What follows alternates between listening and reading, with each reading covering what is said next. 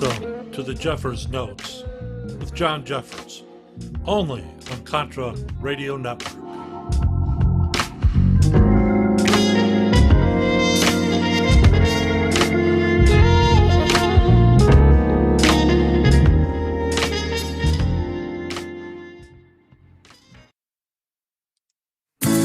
Welcome to the Jeffers Brief, only on Contra Radio Network.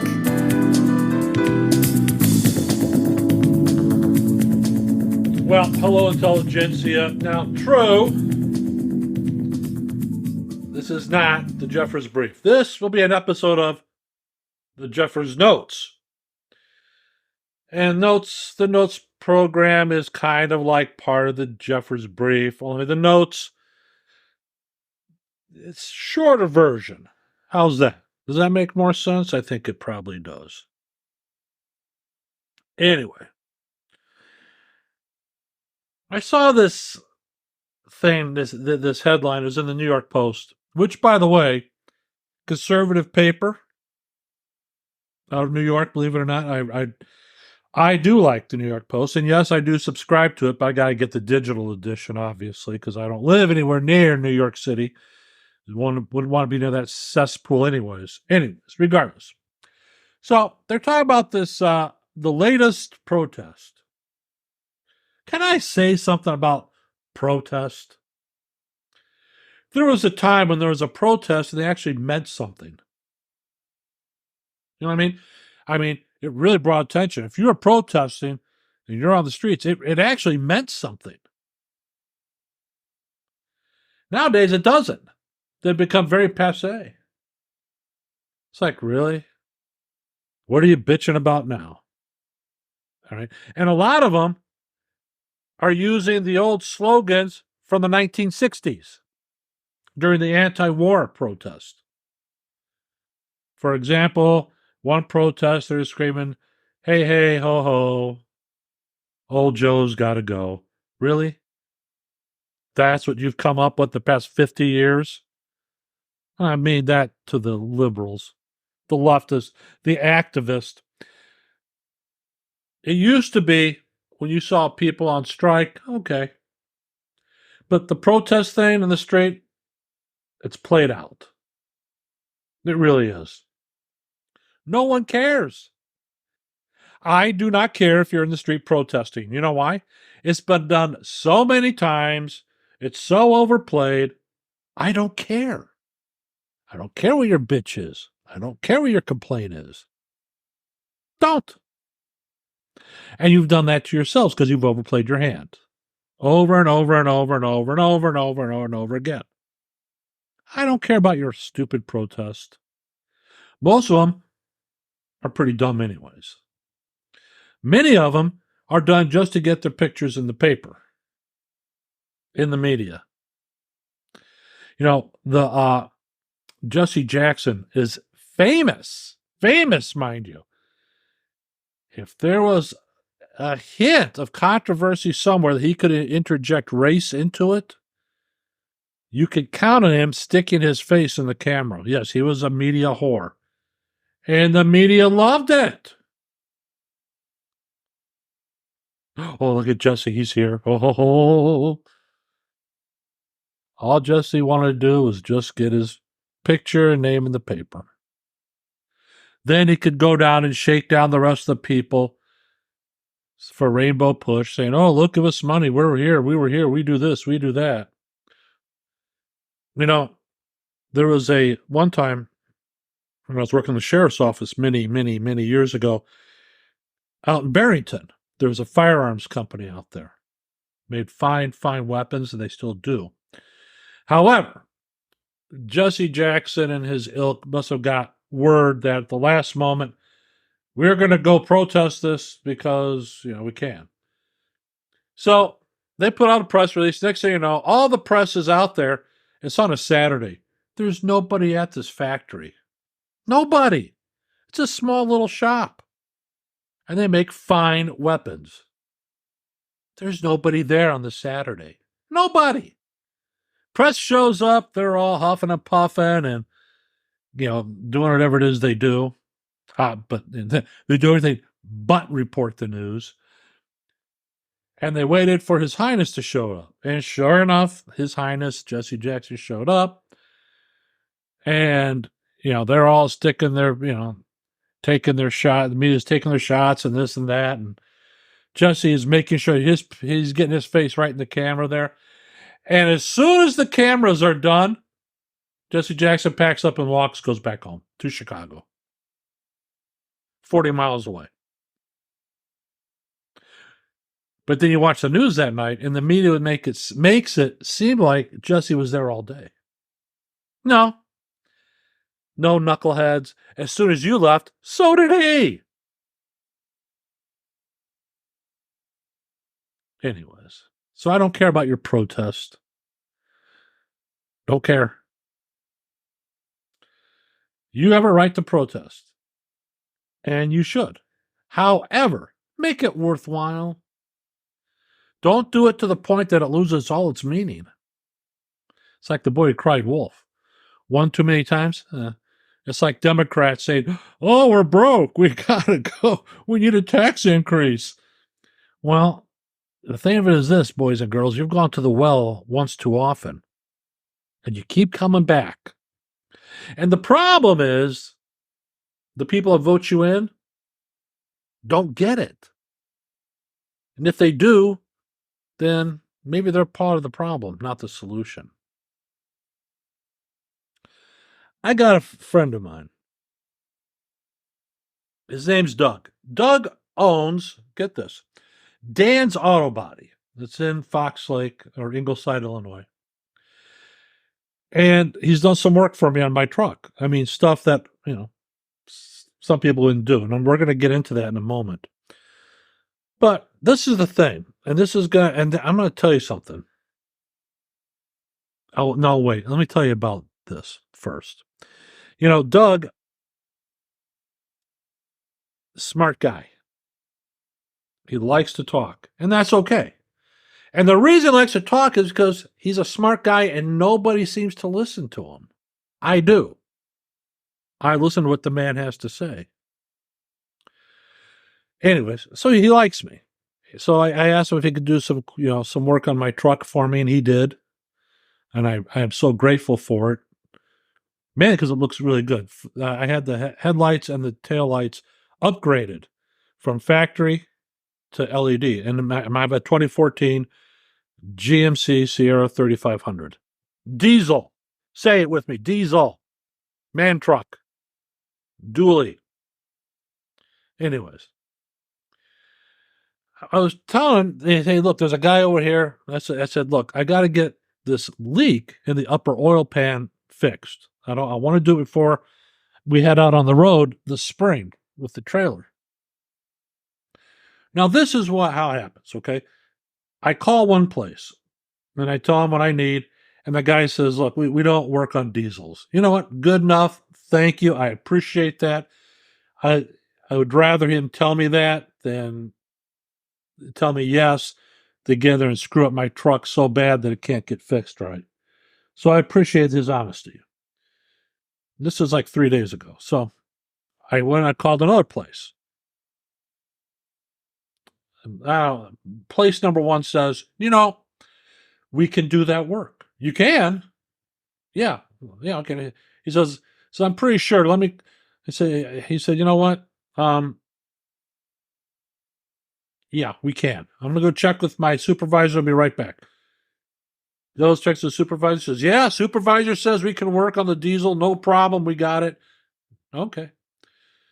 So I figured finally, because I called the dealership earlier, right? And the dealership says, yeah, and it's going to be over $2,000.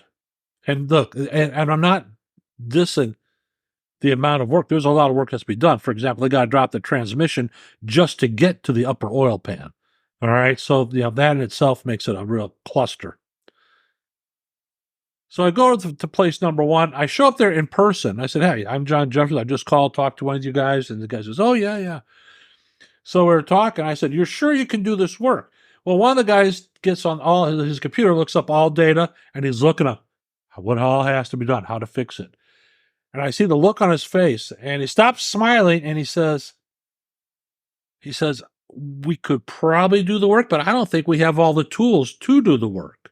I said, okay, fair enough. He says, tell you what, I'm going to talk to the owner tomorrow and I'll give you a call. Okay, you got my number? Yeah, I got your number. Okay. He says, you know what? Wait, before you go, he goes, there's another place that also works on diesels, and it's all they do are diesels. So place number 2. As I'm trying to find the place, I finally give him a call. I mean, place number 1 gives me the phone number for place number 2. Call place number 2. Yeah, I'm right across the street from there. Oh, I'm right there. I'll be there in less than 30 seconds. Let me park the truck. Take the truck, drive across the street, park in the parking lot, walk in, talk to the guy. Talk to the guy. Half hour. Great guy. He says, look, he says, I got a fleet of trucks that I have to take care of, he says, I got to get those. He says, I'm swamped at least 2 weeks before I can get to you. I said, no problem. Look, I get it. This fleet contract you have is your bread and butter. I get it. No problem. He says, wait, before you go, he says, I know a guy in McHenry. Oh, okay. All he does is work on Duramaxes. Really? Well, then I guess that's the guy I really wanted to do. He goes, oh, yeah. Now, the guy in place number 2, he's a Ford guy. Now, he knows his way around diesels. It's not a big deal. But he just prefers working on the Fords because that's what he has. His number 2 diesel guy, has a Ford. They got the Power Stroke engine. That's what they prefer. They can work on the Duramaxes. They just, So anyways, I'm telling him, I said, I was just over. I said, I just got the truck upgraded, taillights, headlights. He goes, where'd you go? And I said, oh, Dan's Auto Body over there. Doug, he owns the place now. He says, Dan sold the place? I said, yeah, apparently he did. I found out when I stopped in the other day. So anyways, he says, hey, have him stop by. I'll sip him some work, that kind of thing. I said, okay. He says, look, call me. He says, I'll call you tomorrow. I got your number. I'll call you tomorrow about the guy in McHenry. Oh, okay, great. Tomorrow comes and goes. Don't hear from place number 1. Don't hear from place number 2. Call the dealership. I'm coming in. All right. Well, can you come in after 12? I can do so. Done. Now, I don't know anything about working on diesels. I barely know how diesels work, other than the fact I really like them. But regardless, I don't have the tools to work on the diesel. I have the basic set that every man should have. Some wrenches, some screwdrivers, some channel locks, that kind of thing. All right? Even got a couple of hammers, tape measures, that kind of basic stuff every man should have. If you're a man, you don't have these things, you need to have them, period. You just got to. Man, because your wife expects you to have tools. If you don't have tools, she's going to be asking herself some serious questions about you. But that's another subject, not for now. So, anyway, I stopped in at Doug's today. I say, hey, Doug, this is what's going on. The guy over here at place number 2 says he wants you to stop by. He says he used to work on body work, but he doesn't do it anymore. He likes doing the mechanical stuff. And I told him, I said, well, I told the guy, I told Steve, hey, Steve, Doug's looking for some younger guys to get in to work body work because his guys are getting older and they're all going to start pulling the pin pretty soon. Not that they're bad, but, they're older and they're getting ready to quit, retire. They don't want to do it anymore. I get it. So I said, maybe you could. He goes, yeah. So meanwhile, I tell Doug what I told Steve, and Doug goes, really? I said, yeah, man.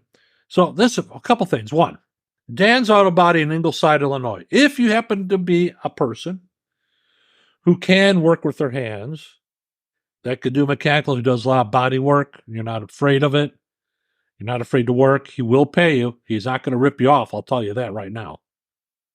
Because the guys he's had there for years, and he pays them pretty well. And he doesn't, I see how he treats his people, treats them like gold. He treats them like the commodity that they are. Anyways, so I'm telling about this, And he's telling me, look, he says, I got a buddy of mine who owns a bunch of pizza restaurants. It's like a pizza chain. I said, really? He said, yeah. And we were talking, and this is where we're going to go off Generation Z. Told you I'd work around to it. We're here. So anyways, he's telling me that his buddy needed a dishwasher. It's going to pay him $17 an hour to wash dishes. He says the hours kind of sucked. It was like either 9 or 10 at night to like 3 in the morning. That was about it. $17 an hour. The guy, he says his buddy has a guy come in of a particular ancestry and said he wanted $40 an hour to wash dishes. And I said, well, I hope your friend told him, you know what? You might get $40 an hour washing dishes, but it isn't going to be here. So you might want to move on. Well, his buddy also tells him that he went to this convention down in Arizona for like restaurateurs, entrepreneurs, all in the food industry, that kind of thing, right? So his buddy's buddy told him basically the same thing. A person of a particular ancestry came in and wanted $40 an hour to wash dishes. I said, $40 an hour? These guys, are they skilled? Is it skilled labor or something I'm not familiar with? And he says, no. He says, the problem is, and he says, and this is what Doug's telling me, even with him, and he's looking for help. And he says, I'll even train the guy. If it's the right guy and they want to work, I will train them myself. So you don't have to have skills. You just have to show up at Dan's Auto Body saying, I understand you're hiring. I would like a job. He will teach you the job if you don't know the job. What more do you want? Anyways. So if you want to, look up his number. It's Dan's Auto Body in Ingleside, Illinois. You could tell him you heard about it here on my Podbean, John Jeffers. So here, this is what it is. So he tells me the story. I said, $17 an hour. I said, these people, first they wanted $15 an hour to flip a burger, to work at a fast food restaurant. And the problem is, and I'm going to explain it again. The problem is, once all the businesses recover their money, because they're going to have to fire some people, other people are going to keep, and they're going to pay them their $15 to $17 an hour, guess what that means? That means the people that support that business are going to have to pay more. And what are they going to do? They might have to pay more, but they're not going to go back there. And if they do, they're going to pay the price increase of whatever service or product they have. And what's that going to do?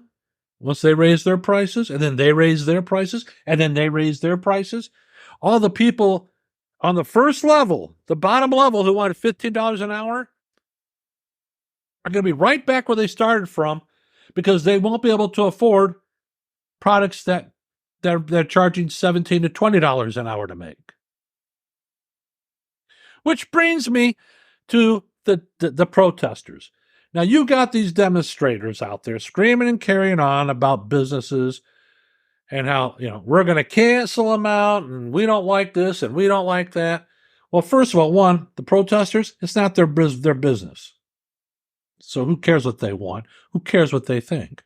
Second of all, and this is the truth of the matter, the protesters don't care about the business. So you have your woke DEI companies who think they're going to kiss their ass of the protesters and the activists, and things are going to get better for them. It will never get better because the activists and the protesters don't care about that company. It's not their money. They don't care. And they don't care if that company goes out of business because there'll be another company that they can choose and pick and choose to cancel that one out or protest that. You understand? They don't care. This just in, the Senate has advanced a $95 billion foreign aid bill for Ukraine and Israel and Taiwan. My friends, I guess my thing is this. I don't care about your fucking protest. I don't care what your complaint is anymore. You've done it so often and you've cried wolf so many times. I just don't care. I don't care. Well, there. That's my rant for the day. Might be for the week. I don't know yet. But there's always something that's going to screw me up. I just know it. What else we got here? What is this? Is this what I think it is? All right. For all you other people out here, we're going to go take a. Yeah, all right, look. Federal Appeals Court has ruled that not wearing a mask during the COVID-19 health emergency, the health emergency is only supposed to last 2 weeks to flatten the curve, went on for years. Yeah, that fucking debacle.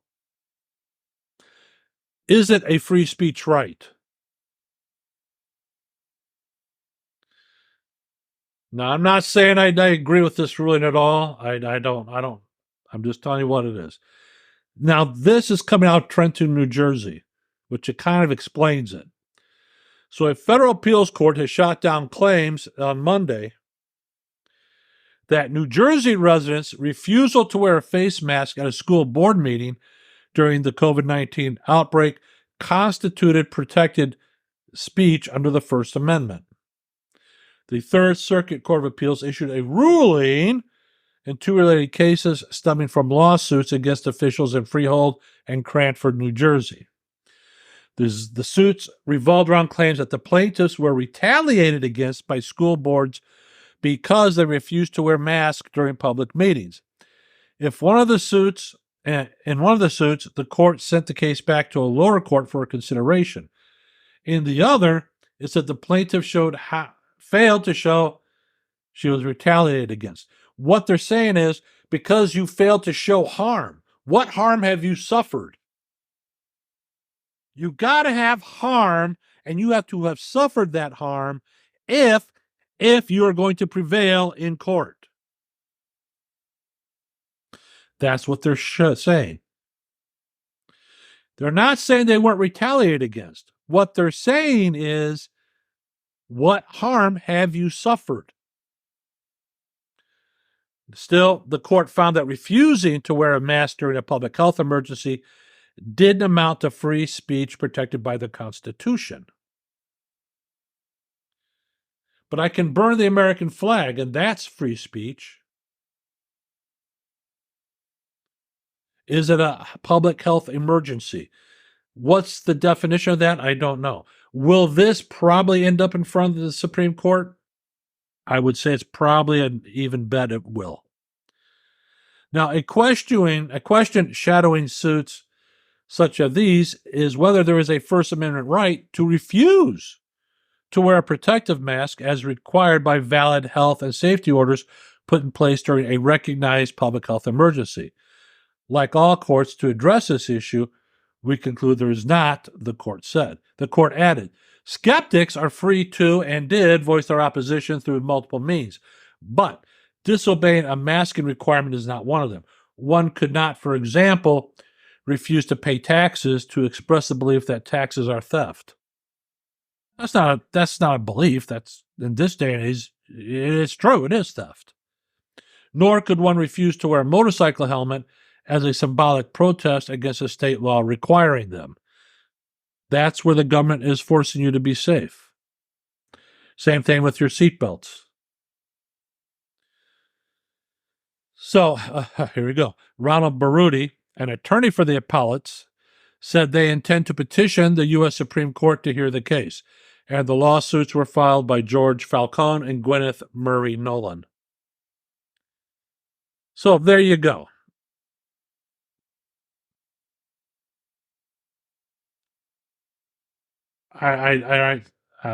There's probably a lot more to this.